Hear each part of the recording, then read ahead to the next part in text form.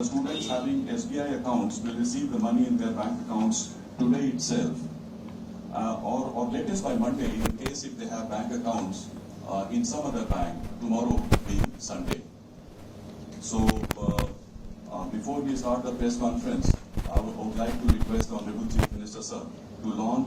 formally launch the transfer of the book grants to the students. I'll request my colleague Sri Ranjan Sharma to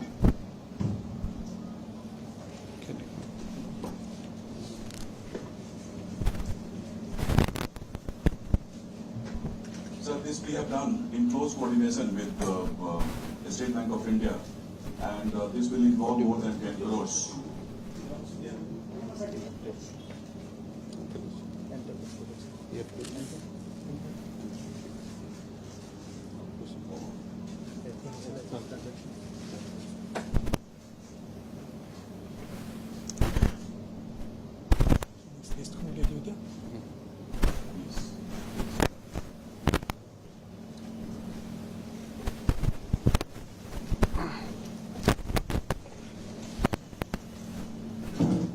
সংবাদ মাধ্যমৰ বন্ধু বান্ধৱীসকল, ইতিমধ্যে আপোনালোকে অৱগত যে অসমত বানপানীৰ যিটো পৰিৱেশ আৰু যিমান লোকে ইয়াত বিভিন্ন ধৰণে ক্ষতিগ্ৰস্ত হ'ল, তেখেতসকলক ৰাজ্য চৰকাৰে বিভিন্ন প্ৰকাৰে সহায় কৰাৰ বাবে ব্যৱস্থা হাতত লৈ আহিছে। প্ৰথম যিকোনো যেতিয়া এটা বিপদ হয়, তেতিয়া প্ৰথম চৰকাৰৰ ওচৰত যিটো দায়িত্ব আহি পৰে, সেইটো হৈছে মানুহখিনিক কেম্পলৈকে লৈ আহিব লাগে, আৰু কেম্পলৈকে লৈ অহাৰ পিছত আমাৰ যি ৰাইজ কেম্পলৈকে আহে বা কেম্প লাইক চিটুৱেশ্যনত আহে, তেখেতসকলক কিছু হ'লেও খোৱা বোৱাৰ ব্যৱস্থা কৰি দিয়ে। আমাৰ অসমত 6 এপ্ৰিলৰ পৰা 15 জুলাইলৈকে দুটা ৱেভ ফ্লাড এতিয়ালৈকে আমি দেখা পাইছোঁ, আৰু কিউমুলেটিভলি এই দুইটা ৱেভৰ যদি আমি ফ্লাড চাব যাওঁ, যে অসমত 34খন ডিষ্ট্ৰিক্ট এই ফ্লাডত এফেক্টেড হৈছে। তাৰে ডিগ্ৰী অফ যে এফেক্টেড বুলি ক'লে এটা ডিগ্ৰী থাকিব, যে কিছুমানত বহুত বেছি এফেক্টেড হৈছে, কিছুমানত কম হৈছে। কিন্তু আমি যদি দুইটা ৱেভক যোগ কৰি দিওঁ, then total 34 district has been affected. আৰু এই 34 ডিষ্ট্ৰিক্টৰ ভিতৰত আমি যদি ৰেভিনিউ চাৰ্কেল চাব যাওঁ, দেন 152 ৰেভিনিউ চাৰ্কেল এই ফ্লাডত আমাৰ এফেক্ট হৈছিলে। আৰু যদি আমি ভিলেজলৈকে ইয়াক কনভাৰ্ট কৰোঁ, যে একজেক্টলি কেইখন গাঁও এফেক্ট হৈছিলে, then 9,918 village 9,918 village was more or less affected by the two waves of the flood, দুটা wave. আৰু যদি আমি গাঁৱৰ পৰা পপুলেশ্যনলৈকে যাওঁ, then around 90 crores people were affected by the flood. আৰু যদি precisely আমি ক'ব যাওঁ, not 90 crores, 90 lakhs. আৰু যদি আমি precisely ক'ব যাওঁ, 89,21,056. তাৰমানে অসমৰ পপুলেশ্যনৰ 1/3 population ৱেৰ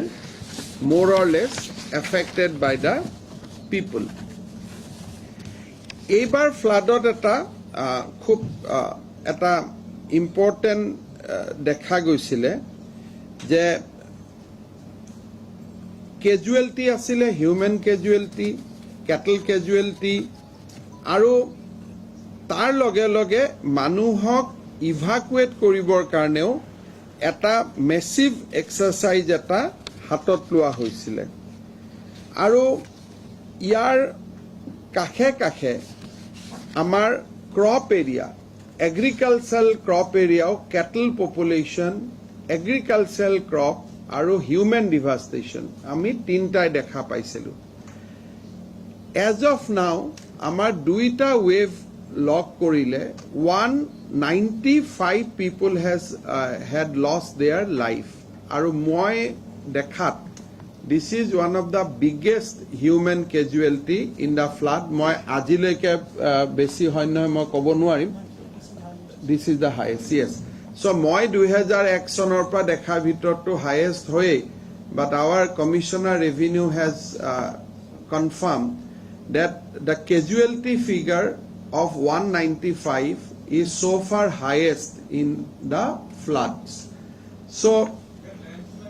yet landslide is included jito floodor samoy jito landslide hoisile landslide is included jodi apnalukok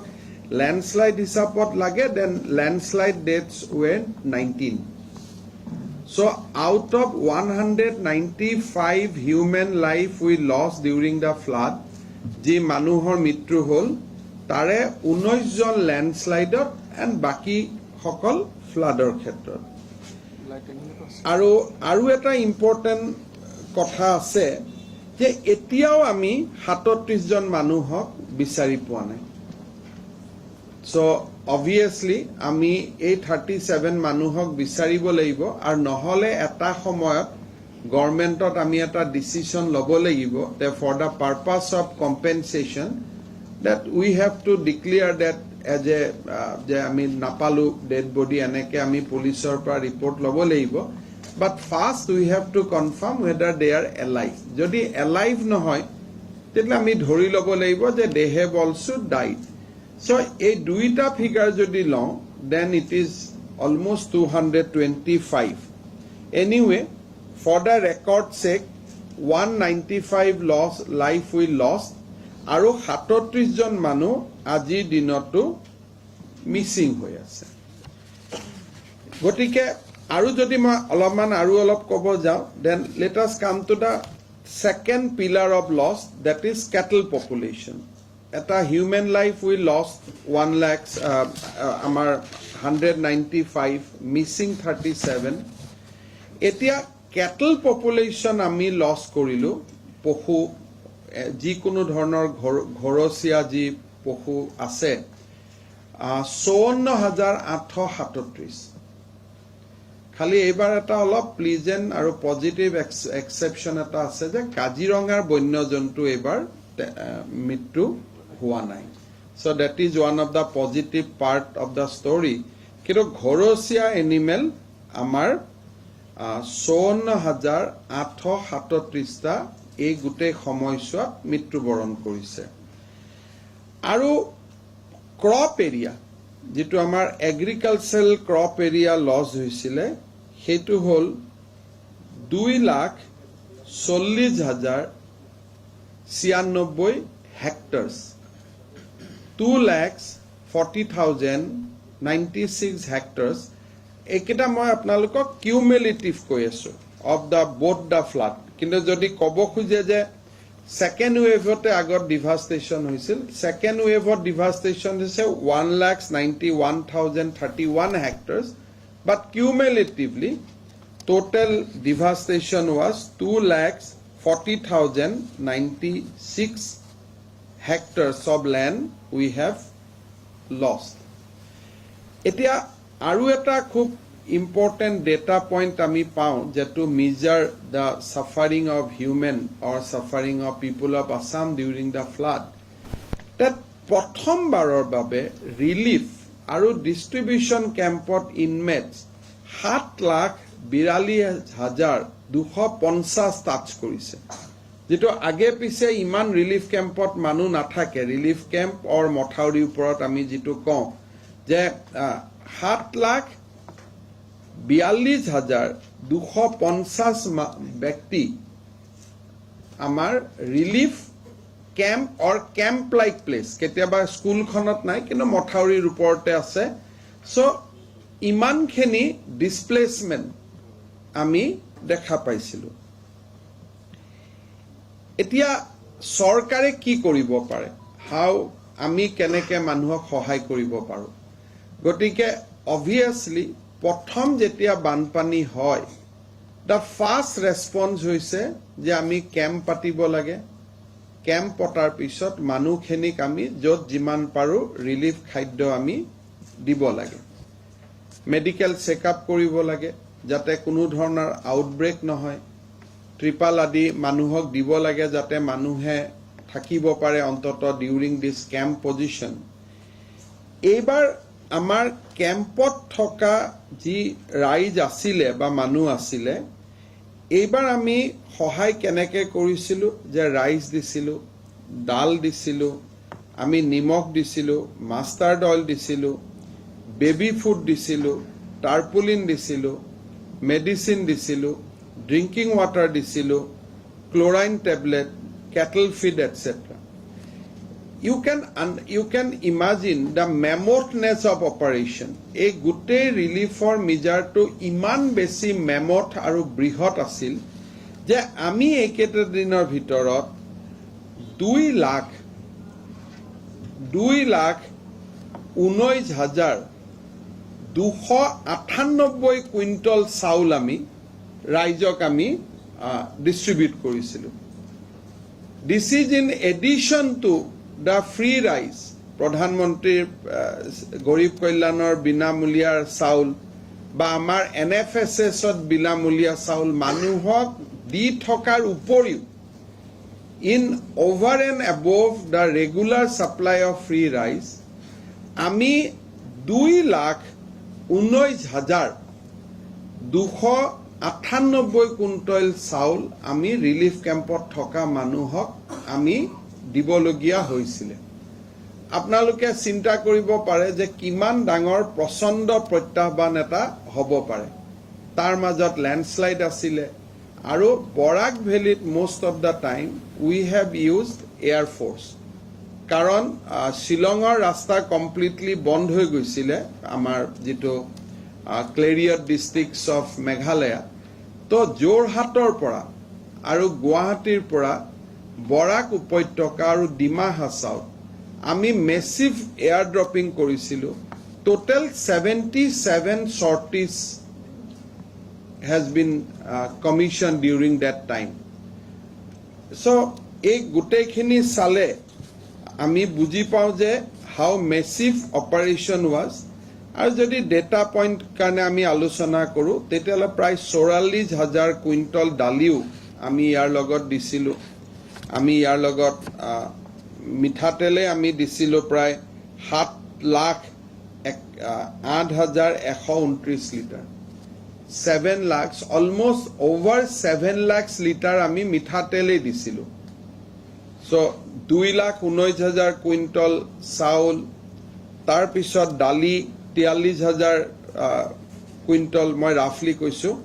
আৰু আমাৰ মিঠাতেল almost 7 lakh litre so it was a massive operation কিন্তু ইমান ডাঙৰ অপাৰেশ্যন এটাৰ পিছতো আমি দেখিছিলোঁ যে more or less আমাৰ ইনিচিয়েল এদিন বা দুদিনত যদিও আমাৰ কেতিয়াবা ডিষ্ট্ৰিক্ট এডমিনিষ্ট্ৰেশ্যনৰ ইমিডিয়েট ৰেছপন্স কৰা দেৰি হৈছিলে বাট more or less আমি মানুহক সহায় কৰিবলৈ পাৰিছিলোঁ সাধাৰণতে আমাৰ কেতিয়াবা সমস্যা হয় যে আমি মানুহক কওঁ যে ৰিলিফ কেম্পত প্ৰথম দিনাই খোৱা পোৱা নাই আপোনালোকে যদি ৰিলিফৰ অপাৰেশ্যনটো চাই প্ৰথম আমাৰ টাৰ্গেট থাকে মানুহখিনিক ইভাকুৱেট কৰি আনা সেইদিনাখন কোনো উপায়ুক্তই ভাবি নথয় যে মই কেম্প এটা বনাম তাত চাউল আহিব সেই এৰেঞ্জমেণ্টটো নাথাকে প্ৰথম প্ৰায়ৰিটি হয় যে আমি মানুহৰ জীৱনক কেনেকৈ বচাব পাৰোঁ চ' ইভাকুৱেশ্যন এইবাৰ ফ্লাডত আমি নাও SDRF NDRF গোটেই এজেঞ্চিবিলাকে ইভাকুৱেট কৰা মানুহৰ সংখ্যা আছিল 1 লাখ আগতে বানপানী হ'লে মানুহে নিজে খোজকাঢ়ি এটা ছেফ ডিষ্টেঞ্চলৈকে আহি যায় কিন্তু এইবাৰ 1 লাখ মানুহক আমি 1 লাখ বুলি ক'লে অলপ যদি একদম প্ৰিচাইজলি চাব খোজে 98,509 পিপল চ' আমি এওঁলোকক ফিজিকেলি আমি ইভাকুৱেট কৰিবলগীয়া হৈছিলে চ' এইবাৰ ফ্লাডৰ সেইকাৰণে গোটেই ব্যৱস্থাটো এটা অত্যন্ত চেলেঞ্জিং আছিলে বাট মোৰ অৰ লেছ আমি ক'ব পাৰোঁ যে আমি যিমানখিনি কৰিব পৰা গৈছিল সিমানখিনি আমি কৰিছিলোঁ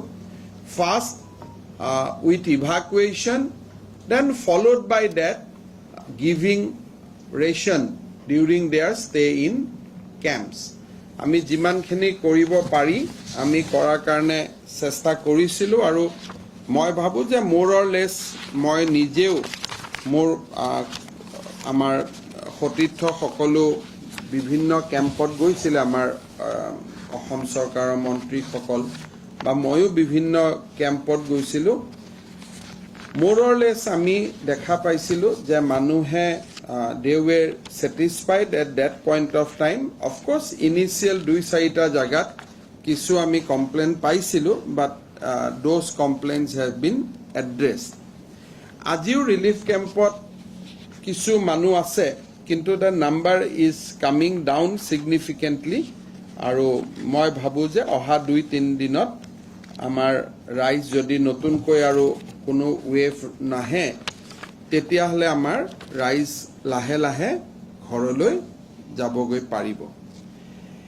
এতিয়া আমি এইটো কথা চাব লাগিব যে আমি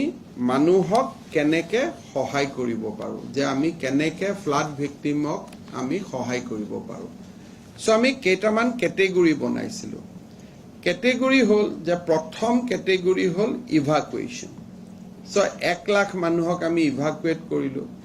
সেকেন্ড কেম্পত থকা এৰাউণ্ড 8 লাখ মানুহক আমি থকা দিনকেইটাত ভাল কৰি ৰাখিবৰ কাৰণে চেষ্টা কৰিলোঁ মেডিকেল কেম্প কৰিলোঁ and one of the positive side of entire this episode was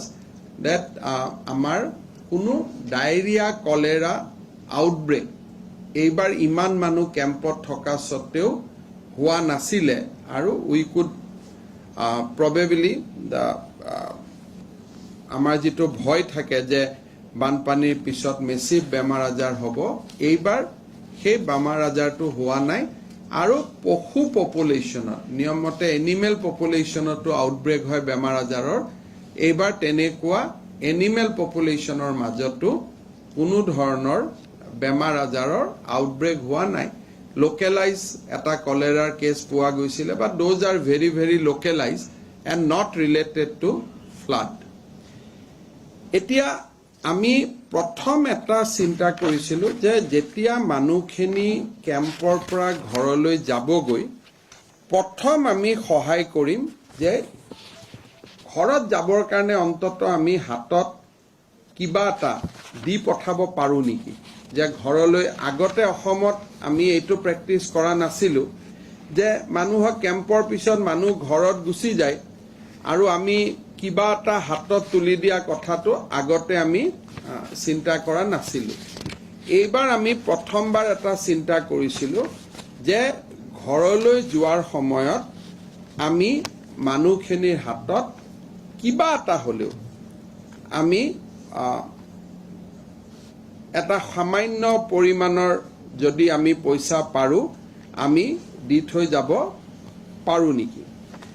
আৰু সেই মতেদি আমি এটা সিদ্ধান্ত লৈছিলোঁ যে কেম্পৰ পৰা ঘূৰি যোৱাৰ সময়ত আমি মানুহক ৩,৮০০ কৰি আমি প্ৰতিটো পৰিয়ালকে আমি দিব চেষ্টা কৰিম সো আমি ফেমিলি আইডেন্টিফাই কৰিছিলোঁ 1,89,752 আৰু আজি যদি আমি চাব যাওঁ তেতিয়ালে আমি দেখা পাওঁ যে এই গোটেই কেইটা পৰিয়ালকে আমি এই ৩,৮০০ টকা তেওঁলোকৰ হাতত আমি তুলি দিব পাৰিছোঁ অৰ্থাৎ একাউণ্ট বাই একাউণ্ট আমি এই টকাখিনি আমাৰ মানুহৰ প্ৰত্যেকটো পৰিয়াললৈ আমি এই টকাখিনি পঠিয়াব পাৰিছোঁ অৱশ্যে ইয়াত এটা সৰু ৰাইডাৰ আছে যে এই 1,81,000 বা 80,000 ফেমিলিৰ 35,000 ফেমিলি তাতে এতিয়াও টকাটো সোমোৱা নাই তেওঁলোকৰ বেংক একাউণ্ট কেতিয়াবা IFC ভেৰিফিকেশ্যন আছে বাট আমি পুছ কৰি আছোঁ আৰু এই মেজৰ নোসোমোৱা বেনিফিচিয়াৰীখিনি নগাঁও ডিষ্ট্ৰিক্টতে বেছিকৈ আছে 17,000 but otherwise fund has been release বেংকৰ যিটো চেইনত পৰি আছে চ' 1,81,859 ফেমিলিলৈকে আমি 3,800 টকা তেওঁলোকৰ বেংক একাউণ্টত আমি ট্ৰান্সফাৰ কৰিব পাৰিলোঁ আৰু এই কথাখিনি মই এইটো কাৰণে অকণমান এমফেচিছ দি কৈছোঁ যে এই মেচিভ অপাৰেশ্যনটো আগত কেতিয়াও হোৱা নাছিল আগত কোনোবাৰ ফ্লাডৰ পিছতে ঘৰত ঘূৰি যাওঁতে চৰকাৰে হাতত টকা 500 দিও ঘৰলৈকে ঘূৰাই পঠোৱা নাছিল প্ৰথমবাৰ এইটো আমি এটা প্ৰয়োগ কৰিছিলোঁ আৰু মোটামুটি এই প্ৰয়োগটোত আমি এটা সফল হ'ব পাৰিলোঁ যে আমি তেখেতসকলক হাতত কিবা এটা দি আমি অন্তত পঠাই দিব পাৰিছোঁ নেক্সট আমি এটা চিন্তা কৰিছিলোঁ যে মানুহটো ঘৰত ঘূৰি যাব ল'ৰা ছোৱালীয়ে যদি টেক্সট বুক নাপায় কিতাপ নাপায় তেতিয়ালে ল'ৰা ছোৱালীখিনিয়ে সাংঘাতিক বিপদত পৰিব যোৱা কেইদিনমানত আপোনালোকে দেখিছে যে বহুতো মহানুভৱে আহি আমাৰ মুখ্যমন্ত্ৰী সাহায্য পুঁজিলৈ বিভিন্ন ধৰণে সহায় আগবঢ়াইছিল many people has contributed their various way to the chief minister relief fund so' আজি আমি এটা আপোনালোকৰ সন্মুখত কাম কৰিলোঁ সেইটো হ'ল যে কেম্পত থকা যি 1 লাখ ষ্টুডেণ্ট আছিলে 1,01,539 জন কিন্তু মই I'm just 1,01,000 বুলি ধৰি লৈছো এই 1,01,000 ষ্টুডেণ্টক এতিয়া আমি 1,000 টকাকৈ তেওঁলোকৰ বেংক একাউণ্টত আমি পঠাই দিলোঁ আপোনালোকে যদি অকণমান এই সময়ছোৱাত চাই যে ডিসি সকলে 1,80,000 ফেমিলিৰ বেংক একাউণ্ট যোগাৰ কৰিছে ফৰ ইউটেনচিল গ্ৰান্ট আকৌ সেই ডিস্ট্ৰিক্টখনে ষ্টুডেণ্টৰ বেংক একাউণ্ট লৈছে আকৌ তেওঁলোকে ইভাকুৱেশ্যনো কৰিছে খোৱা বস্তুও দিছে so you can imagine the level of performance of the government at this moment গুটেইখিনি আজি 10 দিনৰ ভিতৰতে হৈ আছে 15 দিনৰ ভিতৰতে হৈ আছে তাৰমানে প্ৰথমতে 7 লাখ মানুহক কেম্পত ৰাখিলে 1 লাখ মানুহক ইভাকুৱেশ্যন কৰিলে ডায়েৰিয়া দি আউটব্ৰেক নোহোৱাৰ কাৰণে মেডিকেল কেম্প কৰিলে 3 লাখ 1,80,000 ফেমিলিলৈকে 3,800 টকাকৈ পঠালে পঠোৱাটো ডাঙৰ কথা নহয় কিন্তু এজন এজনকৈ বেংক একাউণ্ট নম্বৰ গৈ সংগ্ৰহ কৰা আৰু আজি অলপ আগতে আমি 1,01,000 ষ্টুডেণ্টক আমি 1,000 টকাকৈ তেওঁলোকৰ বেংক একাউণ্টত পঠাই দিলোঁ এইটো চৰকাৰী পুঁজি নহয় এইটো আমি মুখ্যমন্ত্ৰী সাহায্য পুঁজিলৈ ৰাইজে আগবঢ়োৱা ধনেদি আমি এই কামটো কৰিলোঁ so we have disbursed almost 10 crore 10 lakhs এনেকুৱা এটা এমাউণ্ট আমি ডিসবাৰ্স কৰিলোঁ এডুকেশ্যন ডিপাৰ্টমেণ্টে এতিয়া এটা অপাৰেশ্যন চলাব সেইটো হ'ল যে বিনামূলীয়া পাঠ্যপুথি যাতে ৰিপিট দিব পাৰোঁ কাৰণ যি দিলে সেইটোতো বৰষুণে লৈ গ'ল গতিকে এতিয়া তেওঁলোকে এটা এছেছ কৰি আছে যে স্কুলবিলাকৰ পৰা আমাক হেডমাষ্টাৰে জনাব যে কাৰ ইংৰাজীৰ কিতাপখন নোহোৱা হ'ল কাৰ অংকৰ কিতাপখন নোহোৱা হ'ল so by 15 আগষ্ট আমি এডিশনাল টেক্সট বুকো ষ্টুডেণ্ট খিনিৰ হাতত আমি দিয়াৰ বাবে চেষ্টা কৰিম so I am sure যে মই কথা কৈ থকাৰ সময়তে বহুত ল'ৰা ছোৱালীৰ বেংক একাউণ্টত ইতিমধ্যে টকা সোমাইছেগৈ এতিয়া যিটো আমাৰ এই ৰিলিফৰ যিটো ফাইনেল কাম যে আমি আহিলে ইভাকুৱেশ্যন কৰিলোঁ আমি কেম্পত ৰাখিলোঁ কেম্পত ৰখাৰ পিছত ঘৰত 3,800 টকা দি সোমোৱাই দিলোঁ আকৌ আমি 1,000 টকা আমি ষ্টুডেণ্টক দিলোঁ এতিয়া আমাৰ যিটো ফাইনেল কাম থাকিব সেই ফাইনেল কথাটো হৈছে যে আমি ঘৰবিলাক যাৰ ডেমেজ হ'ল ফুল্লি এণ্ড পাৰ্চিয়েলি এই মানুহসকলক আমি পৰিয়ালসকলক আমি সহায় কৰিব লাগিব so that is another giant task এতিয়া যদি চাওঁ যে আপোনালোকে যদি খুধে যে আপোনালোকৰ মতে ফুল্লি ডেমেজ কিমান হাউস হৈছে so assessment is going on কিন্তু এতিয়ালৈকে আৰু এটা কথা মই ক'ব পাহৰিছিলোঁ যে যিমান মানুহৰ মৃত্যু হ'ল সকলোকে 4 লাখ টকাকৈ ইতিমধ্যে we have paid so that is another relief we have given যে যিমানখিনি মানুহৰ মৃত্যু হ'ল সেই গোটেই কেইটা পৰিয়ালক ইতিমধ্যে আমি 4 লাখ টকা আমি দিছোঁ so এইবাৰ ৰিলিফৰ গোটেইখিনি চাওক প্ৰথমতে ইভাকুৱেশ্যনৰ পিছত কেম্পত প্ৰপাৰ কেয়াৰ মৃত পৰিয়ালকেইটাক 4 লাখ টকা 197 যে মৃত্যু হ'ল তাৰ পিছত ঘৰলৈ ঘূৰি যোৱাৰ সময়ত ইউটেনচিল গ্ৰান্ট দিয়া হ'ল আজি আমি ষ্টুডেণ্টক গ্ৰান্ট দিলোঁ এতিয়া ফাইনেলি আমাৰ যিটো নেক্সট আমি কাম হাতত ল'ব খুজিছোঁ সেইটো হ'ল এতিয়ালৈকে আমাক ডিচি সকলে জনাইছে যে 25,670টা ঘৰ ফুললি বা সিভিয়াৰলি ডেমেজ হৈছে 25,670 হাউচেছ পাৰ্চিয়েলি ডেমেজ হৈছে 2,78,260 ফেমিলি so ফুললি ঘৰ উটি গৈছে 25,000 মানে ভাঙি গৈছে 25,670 আৰু partially damage hoise 2,78,260 total house damage both fully and partially together is 3,03,930 ta 3,03,930 ta ইয়াৰ ভিতৰত আটাইতকৈ ঘৰৰ ডেমেজৰ ৰিপৰ্ট আহিছে কাছাৰ ডিস্ট্ৰিক্টৰ পৰা কাছাৰ ডিস্ট্ৰিক্টে ডেটা দিছে 12,486 টা ফুললি ডেমেজ আৰু পাৰ্চিয়েলি ডেমেজ তেওঁলোকে দেখুৱাইছে 1,63,132 টা so this assessment will continue for another 3-4 days আমি যেটো প্ৰথমতে আপোনালোকৰ মনত আছে যে আমি এনাউন্স কৰিছিলো যে 20 আগষ্টলৈকে এই অ্যাসেসমেন্টটো 20 জুলাইলৈকে অ্যাসেসমেন্টটো চলিব সো মই ভাবো যে another 10-20% ইয়াত আৰু এড হ'ব ইয়াৰ পিছত আমি এটা 15 ডেজৰ প্ল্যান লৈছো যে ভেৰিফিকেশন অফ দা লিষ্ট আমাৰ 21 জন মন্ত্ৰীয়ে guardian secretary along with 50 officers তেওঁলোকৰ নিজৰ নিজৰ ডিপাৰ্টমেন্টৰ যেনে ৰনুজ পেগুৰ ডিপাৰ্টমেন্টৰ অফিচাৰ লৈ ৰনুজ পেগু যাব পিজুজ হাজৰিকাৰ অফিচাৰ লৈ পিজুজ হাজৰিকা যাব যোগেন মহানৰ অফিচাৰ লৈ অফিস যোগেন মহান যাব সো ডিস্ট্ৰিক্টত there will be a 50 team of officer যেনেকৈ আমি গুণোৎসৱত আমি অফিচাৰ বিলাক যাওঁ তেনেকৈ আমাৰ এটা টিম যাব আৰু আমি 10% বেনিফিচিয়াৰিক আমি ফিজিক্যালি চেক কৰিম যাতে কোনো কাৰণতে নাপাবলগীয়া মানুহে পইচা নাপায় কাৰণ অসমত এটো এটা প্ৰবলেম আছে যে আমি নাপাবলগীয়া মানুহৰ নাম আহে আৰু পাবলগীয়া মানুহ বাদ পৰি যায়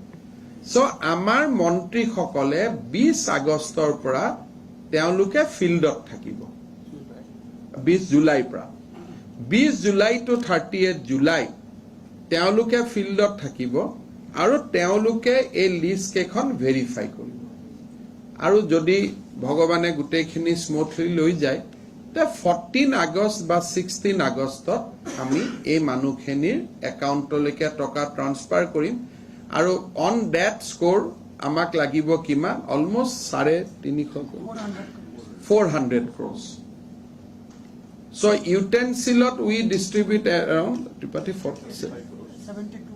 72 crores some more will be given so हाँ. will reach to 76 crores so আমি 76 crore utensilot খৰচ কৰিলো 10 কোটি of course এটো ৰিলিফ ফাণ্ডৰ পৰা এটো মানুহে দিয়া টকা দিছো গতিকে এটো মই গভৰ্ণমেণ্ট একাউণ্টত নকওঁ ঘৰ ডেমেজত আমি অলমোস্ট 400 crores আমি খৰচ কৰিব লাগিব around 200-300 crores আমাৰ জিআৰত জিআৰ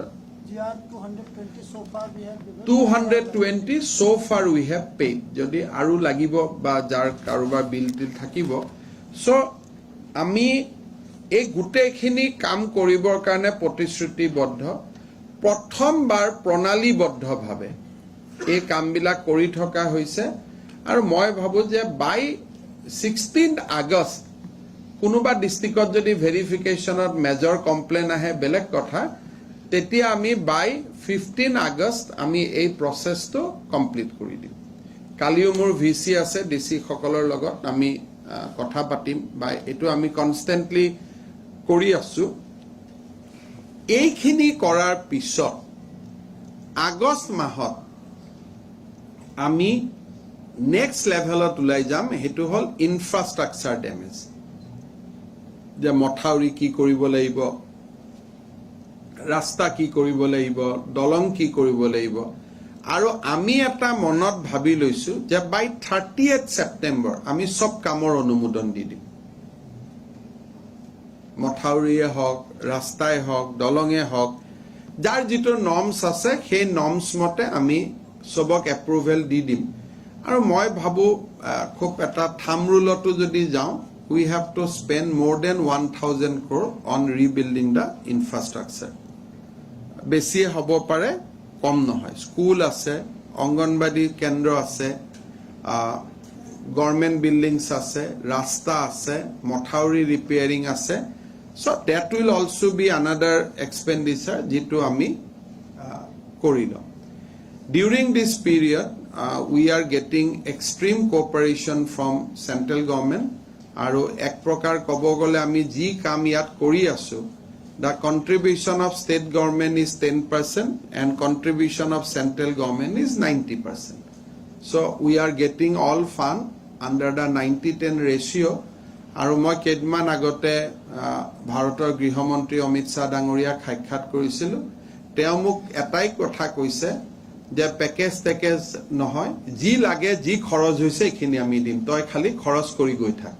you don't wait আজি ইউটেনসিল গ্ৰান্ড দে কালি জিআৰ দে কালি মানুহক ড্যামেজ হোৱা ঘৰ দে পৰখি ইনফ্ৰাষ্ট্ৰাকচাৰ বনা আৰু যি লাগে আমাক জনাই থাকিবি will keep on releasing so আমি একেবাৰে প্ৰণালীবদ্ধভাৱে কোনো পেকেজৰ ৰাজনীতিত নোযোৱাকৈ we are trying two mitigate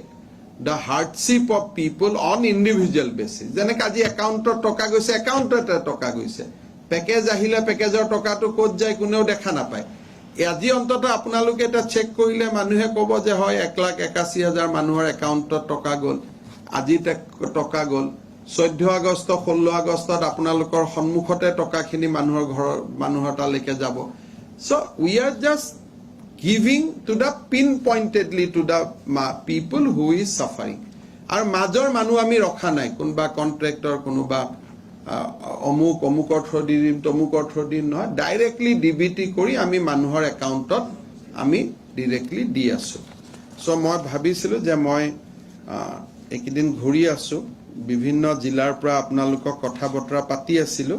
কিন্তু গোটেইখিনি কথা কোহেসিভলি হোৱা নাছিল কাৰণে আমি এই গোটেইখিনি কথা আপোনালোকৰ আগত ৰাখিলো আৰু জুৱা কেদিনত আমাৰ সকলো গাৰ্জিয়ান মিনিষ্টাৰ নিজৰ ডিস্ট্ৰিক্টত গৈ আছে আৰু ময়ো গোটেইকেখন জিলাতে যাব পাৰিছো এক্সেপ্ট বিশ্বনাথ ডিস্ট্ৰিক্ট হয়তো দুই এদিনতে বিশ্বনাথ ডিস্ট্ৰিক্টত গলে মোৰো এটা এসেসমেন্ট হৈ যাব যে হয় এইখিনি জায়গাত এটো কৰিব লাগিব আৰু ক্যাম্পত যাওঁতে মানুহৰ ৰেসপন্স are very positive কোনো মানুহে কো গালি গালাজ কৰা নাই বেয়া শব্দ কোৱা নাই যাকে খুদিছো যে পাইছেনে কোনোবাই কৈছে প্ৰথম দিনা ছাৰ অলপ দিগদাৰি হৈছিল তাৰ পিছত ভাল হৈ গল কোনোবাই কৈছে প্ৰথম দিনাৰ প্ৰায় ভাল হৈ গল বাট more or less people are more or less satisfied কিন্তু মানুহৰ সাফাৰিং বা যিমান লষ্ট হৈছে তাৰ তুলনাত আমি যিখিনি কৰিব পাৰিছো সেইখিনিটো আমি খুবেই কম কৰিব পাৰিছো গতিকে my sympathy and empathy with the people আমি আৰু এটা ক্যাটেগৰি বনাব খুজিছো এটো হৈছে টোটাল ওয়াস্ট এৱে হাউস ড্যামেজ হাউস এটা বেলেগ ওয়াস্ট এৱে মানে একোৱে নাই কালি জেনেকে মই তামুলপুৰত গৈছিলো তাত 16 ঘৰ মানুহৰ ঘৰটো নোহোৱা কৰি দিছে জেনেকে বজালিত গৈছিলো 13 ঘৰ মানুহৰ ঘৰটো ওয়াস্ট এৱে একো নাই সো অলপ যদি আমাৰ ৰিলিফ ফাণ্ডটো পইচা আহি আছে যদি মই পাৰো ওয়াস্ট এৱে ক্যাটেগৰি এটাও কৰি তাৰো প্ৰায় এডিশনালি গভৰ্নমেন্টৰ পৰা নহয় কাৰণ এটো ম্যানুৱেলে সাপোৰ্ট নকৰে but out of the manual waste away family খিনিক আৰু কিবা সহায় কৰিব পাৰো নেকি that is also in my mind যেতিয়া কৰিব পাৰো ডেফিনেটলি মই কৰিম ফ্লাডৰ পৰা অলপ আঁতৰত গৈ আপোনালোকক ক'ব খুজিছো যে যোৱাকালি we had a very fruitful discussion with the government of Arunachal Pradesh on resolving Assam Arunachal border dispute Assam অৰুণাচলৰ সীমা সমস্যাৰ ওপৰত যোৱাকালি আমাৰ খুব ভাল এটা ডিছকাশ্যন হৈছিলে আৰু at the closure of the discussion after conclusion of the discussion we have released Namsai declaration. আপোনালোকে more or less Namsai declaration আপোনালোকে দেখিছে তাত তিনিটা significant আছিলে যে সুপ্ৰিম কোৰ্টত আমি আজি 15 বছৰ ধৰি কাজিয়া কৰি আছো both government of Assam and government of Arunachal Pradesh কিন্তু আমি কেতিয়াও চোৱা নাছিলো গাঁওবোৰনো কি গাঁওবোৰনো ক'ত আছে গাঁওবোৰ আছে নে নাই যেতিয়া আমি এটা এনালাইসিস কৰিলো তেতিয়া আমাৰ ডিসি সকলে আমাক ৰিপৰ্ট দিলে যে স্যাৰ এই গাঁওবিলাকৰ অসমৰ ডিসি সকলে ৰিপৰ্ট দিলে যে 28খন ভিলেজটো আমাৰ লগত নাইয়ে মানে আমাৰ নহয় ফ্ৰম দা ডে 1 নহয় যদি কিয় লিষ্টত আছে বলে স্যাৰ অৰুণাচলে কিয় লিষ্টত দিছে আমি ক'ব নোৱাৰো আমাৰ সীমাৰ পৰা এটো 20 কিলোমিটাৰ ভিতৰত 15 কিলোমিটাৰ ভিতৰত আমাৰ লগত গাঁওবিলাকৰ কোনো সম্পৰ্কই নাই তেটা মই খুদিলো কনস্টিটিউশনাল বাউণ্ডাৰীয়ে কি কয় সাৰ্ভে অফ ইণ্ডিয়াৰ পৰা আমি মেপ আনিলো মেপতো দেখা গল যে these are clearly within the constitutional boundary of Arunachal Pradesh অৰ্থাৎ একদম অৰুণাচলৰ ভিতৰত আছে অসমৰ ভৌগোলিক সীমাৰ ভিতৰত ই নপৰে সাংবিধানিক ভৌগোলিক ঐতিহাসিক কোনো এটা সীমাতে নপৰে কিয় কাজিয়া কৰি আছিল nobody knows তেতিয়া কালি আমি ডিসিশন ললো যে এই 28খন গাঁৱৰ ওপৰত আমাৰ কোনো ক্লেইম নাই we have this is within the Arunachal আৰু আমি 6খন গাঁৱৰ নামে উলাব নোৱাৰিলো অসমৰ ফালৰ পৰা আমি কেছ দিছো ভাৰত চৰকাৰক তাৰপিছত লোকেল কমিশনো হৈছে সুপ্ৰিম কোৰ্ট এপইন্টেড কমিশনো আহিছে কিন্তু 6খন গাঁৱৰ অসমত কোনেও নামে উলিয়াব নোৱাৰিলে আমি 3 মাহ চেষ্টা কৰিলো যে এই 6খন গাঁও আছে নেকি বা এইখন 6খন গাঁৱৰ কিবা অসমীয়া নাম আছে নেকি অৰুণাচলৰ নামটো বেলেগ অসমত নামটো বেলেগ আমি 6খন গাঁৱৰ কোনো লোকেশনে উলিয়াব নোৱাৰিলো আৰু পুৰণা কাগজ এখন আমি পালো 2010 চনতে অৰুণাচলে আমাক লিখি থৈ দিছে যে এই 3খন গাঁও আমাক নালাগে we wrongly claim এতিয়া আপোনালোকে চাওক যে জিমান ৰেকৰ্ডত আমাৰ কাজিয়াটো চলি আছিল ফৰ 123 ভিলেজ কিন্তু এবাৰ সিটিং কৰাৰ লগে লগে it has reduced to 86 village now we have restricted the dispute to 86 village আৰু মোৰ জিমান দূৰ বিশ্বাস হয় যে আমাৰ ৰিজনাল কমিটিজ যত একোজন ক্যাবিনেট মিনিষ্টাৰে দুইখন চৰকাৰৰ হৈ হেড কৰিছে অসমৰ এজন অৰুণাচলৰ এজন ফিল্ডত গলে আমি আৰু 20-25খন ভিলেজ পাই যাম যে যত আমাৰ কোনো কাজিয়া পেছাল নাই ৰাইজে নিজে সেটেল কৰি লৈছে কোনফালে ক'ত কি আছে গতিকে মই ভাবো যে আমি এটা বহুত ডাঙৰ ভুল কৰি আছিলো লাষ্ট 15 ইয়াৰ্ছত বা 20 ইয়াৰ্ছত যে আমি কথা পতা নাছিলো দুইখন চৰকাৰে একেলগে আমিতো কাজিয়া আমাৰটো উত্তৰ পূব এখনে আমি যদি অলপ খোজকাৰি গাঁও বিলাকলৈকে গলুহেতেন বহুত বিলাক সমস্যা হয়তো we could have resolved long back so যিকি নহওক Namsai declaration is now talking about 86 village আৰু 15 সেপ্টেম্বৰৰ আগতে আমি আৰু কিছু ভিলেজ আমি ডিসপিউট ৰিজলভ কৰিব পাৰো নেকি আমি ট্ৰাই কৰিম লাষ্টত 10-15খন ভিলেজ থাকিব যত আমাৰ ষ্টেণ্ডটো টাপ হ'ব তেওঁলোকৰো টাপ হ'ব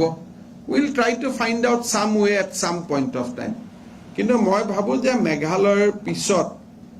yesterday was a historic day যে আমি এটা মানুহৰ মনত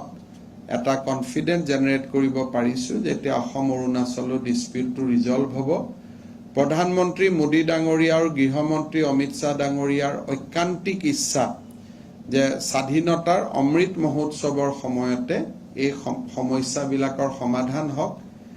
আৰু আপোনালোকে জানে হায়দৰাবাদতো অমিত শ্বাহ ডাঙৰীয়াই কৈছে যে will resolve all issues of north east during this period আৰু মই ভাবোঁ যে কালি নামচাইত হোৱা বৈঠক was a landmark meeting from the point of view of creating a united Northeast. যদি আপোনালোকৰ কিবা সুধিব লাগে আছে on both the issue আপোনালোকে সুধিব পাৰে.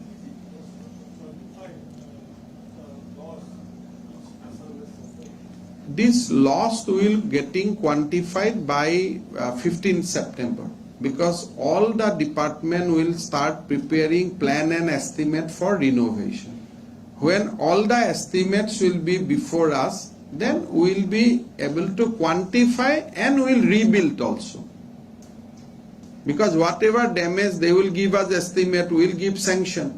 So now somebody will say that yeah 200 koti. But ami khudha nai ja per kilometer kiman dhorisa. Kiman tu jagat dhorisa, bhangisa to 100 meter. Tumi gute mothauri tu dhorisa niki. So all these technical discussion will start from first week of August.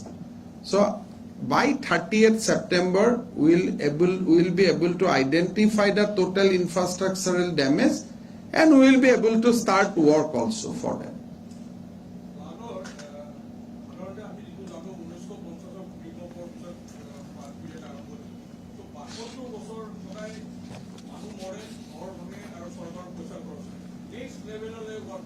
There, as of now, no scientist has provided any solution to the flood. As of now, so everybody is providing solution for mitigating flood, managing the flood. Kintu eradication of flood je banpani nohua kori dim, সেই solution to etialeke karur pora kono technology, kono paramorkho, কোনো ডিসকাশনৰ paper seminar paper আজিলৈকে চৰকাৰে একো পাব সক্ষম হোৱা নাই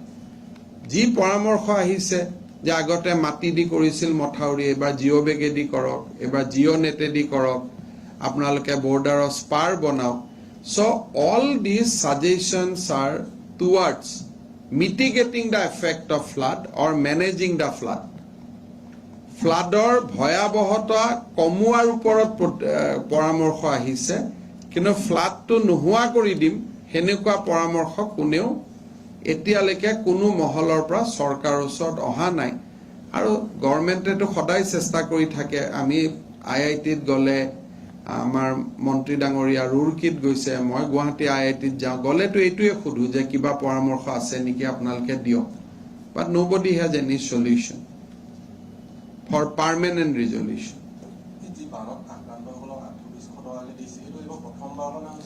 কোনটো ৩,৮০০ টকাটো মেনুৱেলত আছে 2020ত আমি বহুত চেষ্টা কৰোতে 2-3-5,000 ফ্যামিলিক আমি দিব পাৰিছিলো তাকো বহুত দিন পিছত এনেকে অৰ্গানাইজ ৱেত এইবাৰে প্ৰথম দিয়া হৈছে আগতে কোনোবাই যদি কোনোবা দিছে কিন্তু এনেকে ষ্টেট লেভেলত মনিটৰ কৰি একেলগে 1,80,000 ফ্যামিলিক দিয়া দিস ইজ এ হিষ্ট্ৰী দুইটাই হিষ্ট্ৰী ইউটেনসিল গ্ৰান্ট দিয়া আৰু কিতাপ দিয়া দুইটাই হিষ্ট্ৰী আৰু যদি হাউস ড্যামেজও 15 আগষ্টত আমি দি দিব পাৰো it will be another history কাৰণ এই মানুহবিলাকে কেতিয়াবা পইচা পালেও 2 বছৰ পিছত পায় 2.5 বছৰ পিছত পায় কিছুমানে পাহৰি যায় কিছুমানৰ পৰা কিছুমানে সহি মাৰি আনি বেলেগ একাউণ্টত পইচা সোমোৱাই দিয়ে যেটা পাহৰি যায় মানুহে so there were lot of things but এইবাৰ আমি we are trying to do it more organized way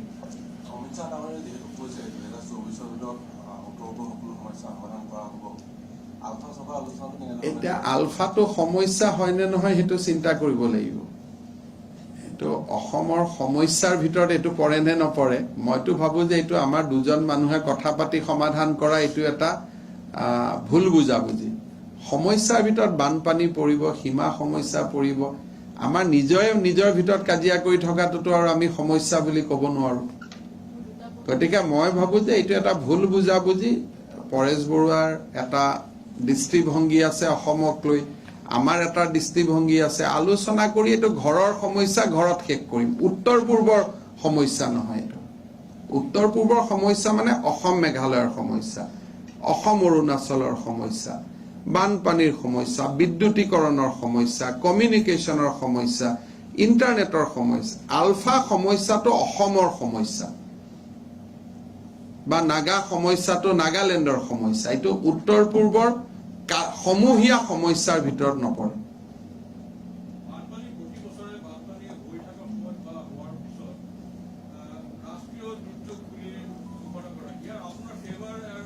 ইয়াত অলৰেডি এইটোতো But there is no provision for national. মানে নহয়, আমাৰতো এতিয়া Severe severe calamity they have already already. it has been declared as a severe calamity. The word in the manual is whether natural calamity and severe natural calamity. So Assam flood, this year flood has already been declared as a severe calamity. আৰু সেইকাৰণে we will get fund or we are getting funds. সেইটো এটা সামাজিক সংগঠনৰ এটা slogan, শ্লোগানে হওক, দাবীয়ে হওক, emotion কওক, আবেগ কওক, কিন্তু গভৰ্ণমেণ্টৰ মেনুৱেলত কোনো নেশ্যনেল সমস্যা বুলি ষ্টেটুটৰী কোনো সমস্যাৰ কথা লিখা নাই। তাত আছে যে calamity of severe nature, calamity of less nature. এতিয়া এটা শব্দ আমি ক'লো যে এইটো ৰাষ্ট্ৰীয় সমস্যা কওক। ৰাষ্ট্ৰীয় সমস্যা বুলি ক'লে পুঁজি নাহে, পুঁজি আহিব যদি চিভিয়াৰ কেলামটিজ বুলি কয়। আমাক ধৰক ৰাষ্ট্ৰীয় সমস্যা বুলি কৈ দিলে, কিন্তু যদি ফ্লাড নাহে, পইচা নাহে। মেনুৱেলত লিখা আছে, যিখন NDMA এক্ট আছে, মই আপোনাক ষ্টেটটোৰ কথা কৈছো, পাৰ্লিয়ামেণ্টত যিখন ডিজাষ্টাৰ এক্ট পাছ কৰা হৈছিলে ডিউৰিং দ্য কংগ্ৰেছ ৰিজিম আগতে, তাতে কেটেগৰী কৰা আছে যে কোনটো ডিজাষ্টাৰক কি নাম দিয়া হ'ব। এতিয়া ৰাষ্ট্ৰীয় সমস্যা বুলি ক'লে পইচা নাহে, সিভিয়াৰ ডেমেজ বুলি ক'লে, কেলামটি অফ সিভিয়াৰ নেচাৰ বুলি ক'লে পুঁজি আহে। গতিকে এটা ডিক্লেৰেশ্যন, সেইটো এটা আৱেগিক পৰ্যায়, কিন্তু এজ এ চিফ মিনিষ্টাৰ মোক ডিক্লেৰেশ্যন লাগে যে কেলামটি অফ সিভিয়াৰ নেচাৰ, যাতে মই চৰকাৰৰ পৰা পইচা পাওঁ। এটা সামাজিক নিয়মত সামাজিক সংগঠনসমূহে আন কিবা দাবী কৰিব, that is on a more on a emotional sphere, but legal and financial মেটাৰ্ছৰ ক্ষেত্ৰত মোক এটা ডিক্লেৰেশ্যনে লাগে যে this flood should be declared as a natural calamity of severe nature. শব্দটো আমাক সেইটোহে লাগে, তেতিয়া পুঁজি পাম। কালি যদি কোনোবাই কৈ দিয়ে, ৱাটাৰ ৰিচোৰ্চ মন্ত্ৰীয়ে অসমত কৈ দিলে যে বানপানী সমস্যা মই ৰাষ্ট্ৰীয় বুলি ডিক্লেয়াৰ কৰিলো, নাও ডিক্লেৰেশ্যনটোৰ পৰা আমি কি পাম? সেইটো আইনত নাই, কিন্তু আইনত এইটো আছে যে এইটো দুৰ্যোগ, জটিল দুৰ্যোগ বুলি ক'লে তাৰ দায়িত্ব ভাৰত চৰকাৰে ল'ব, যে ইয়াৰ ৰিলিফ কৰা, ৰিহেবিলেট কৰা, ইনফ্ৰাষ্ট্ৰাকচাৰ ডেমেজ কৰা, তাৰ দায়িত্বটো অট'মেটিকেলি ভাৰত চৰকাৰলৈকে গুচি যায়। সেইকাৰণে ইতিমধ্যে অসমৰ এইবাৰৰ বানপানীটো কেন্দ্ৰীয় চৰকাৰে জটিল দুৰ্যোগ বুলি ঘোষণা কৰিছে। আৰু সেইকাৰণে মই ভাবো যে আমাৰ পইচাৰ অসুবিধা নহ'ব। 90% of all this cost will be borne by the central government. NRC কথা ক'ত পাই?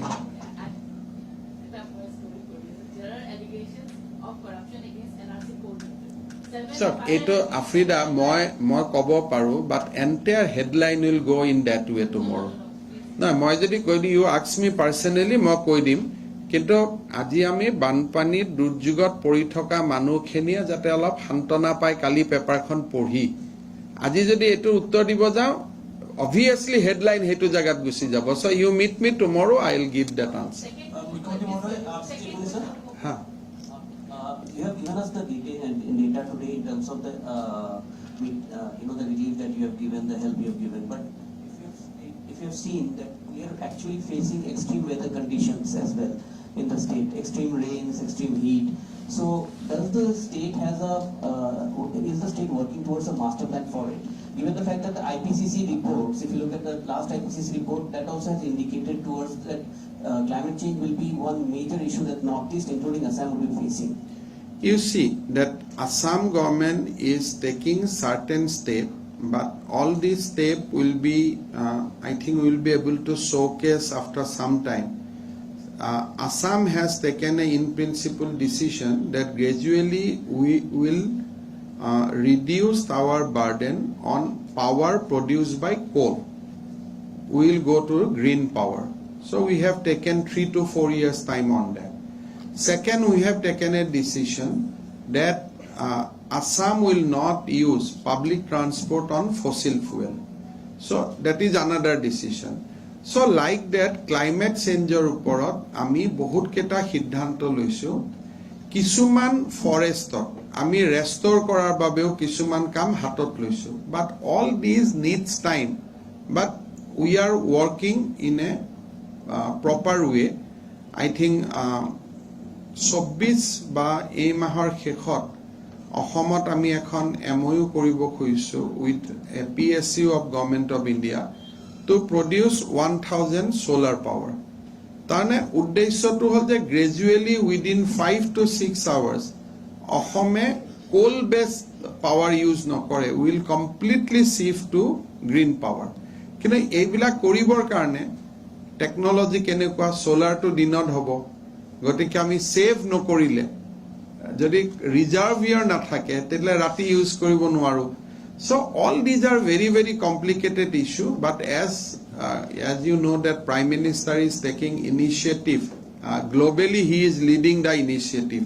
and obviously Assam is part of his initiative. I'd like to request you to just answer one question, please. Afrida, please do not ask flood and Arunachal if you want to ask. Otherwise I'll answer you personally.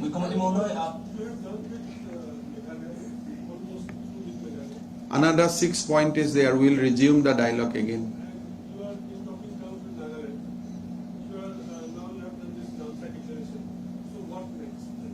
So it is a very very clear strategy. Assam has a border dispute with 4 states. So Assam and Meghalaya has resolved 6 sites. 4 more sites can be resolved. We have already some kind of understanding that this can be resolved in this way. However, Meghalaya dispute দুটা point আছে Lampi আৰু block 1 block 2 in Karbi Anglong. These are tough area but 10 dispute can be resolved. Out of that 6 has been resolved. Survey of India etia কাম কৰি আছে. I think Survey of India will soon give us modified boundary of Assam and Meghalaya. যি ধৰণে আমি settle কৰিছিলো সেই ধৰণে কৰি ল'ব. So Assam and Meghalaya we are proceeding on right earnest. So Namsai declaration again was a big breakthrough yesterday. At least আমি জানো যে এতিয়া আমি কিছু বিবাদ সমাধান কৰিব পাৰিম. Our Minister Border Otul Bora will be visiting Mizoram soon. We are taking up we are also talking to government of Mizoram that how we can resolve it. Nagaland, both the state we have taken a resolution we will resolve the issue in Supreme Court. But during this period we will jointly develop some of the sensitive area jate manuhor rasta ghat khua pani biddut ebilakor obhabot poribo nalage. So there is a very very clear understanding with Assam and Nagaland that will resolve this issue peacefully in Supreme Court, and till then we will not do anything which will harm the friendship between the two states. And we are constantly in touch with government of Nagaland, and they are also cooperating with us whenever there is any report of fresh encroachment. Amar DC তেওঁলোকৰ DC কথা পাতিলে normally আজিলৈকে problem বিলাক resolve হৈ আছে. So Arunachal and Meghalaya I am very hopeful. Mizoram will try to open the dialogue in this year, and of course Nagaland, Assam, Nagaland we have to resolve it in Supreme Court, but till then we have to maintain the friendship unity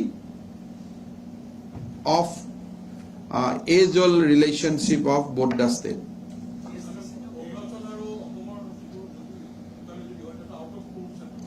Out of court হৈ যাব if we can agree. এতিয়া আমি Supreme Courtক জনাই দিম that the dispute has been reduced to 86. Combined joint petition হ'ব গতিকে reduce হৈ যাব. তাৰ পিছত আমি 40টা আমি নিজৰ কথা পাতি কৰিব পাৰিলো. আমি Supreme Courtক আৰু জনাই দিম যে আমি 40টাও কৰিলো. Then 20-25 খন গাঁও থাকিব য'ত probably court has to give its verdict. নাগালেণ্ডত আউট অফ কোর্ট আমি চেষ্টা কৰা নাই, it is not very easy. তেওঁলোকৰ 2খন আমি 12খন মিনিষ্ট্ৰিয়েল কমিটি কৰিছো। এওঁলোক এতিয়া ফিল্ডত যাব। 15 ছেপ্টেম্বৰৰ ভিতৰত আমি নেক্সট কিছু গাঁও আমি ৰিজলভ কৰিম। মুখ্যমন্ত্ৰী মহোদয়, বানত ক্ষতিগ্ৰস্ত বহু পৰিয়ালৰ গুৰুত্বপূৰ্ণ নথিপত্ৰ উটি গৈছে বানত, সেইখিনি ঘূৰাই পোৱাৰ ক্ষেত্ৰত কি ব্যৱস্থা লোৱা? আমি চৰকাৰৰ ফালৰ পৰা এটা অৰ্ডাৰ কৰিব খুজিছো যে ফ্লাডত যিসকলৰ মাৰ্কশ্বিট, ইঞ্চুৰেঞ্চ পলিচি এইবিলাক হেৰাই গৈছে, তেখেতসকলে যাতে এই চৰকাৰী বিভাগসকলে যাতে তেওঁলোকক সহযোগিতা কৰে নথিপত্ৰবিলাক ঘূৰাই পোৱাৰ ক্ষেত্ৰত। আৰু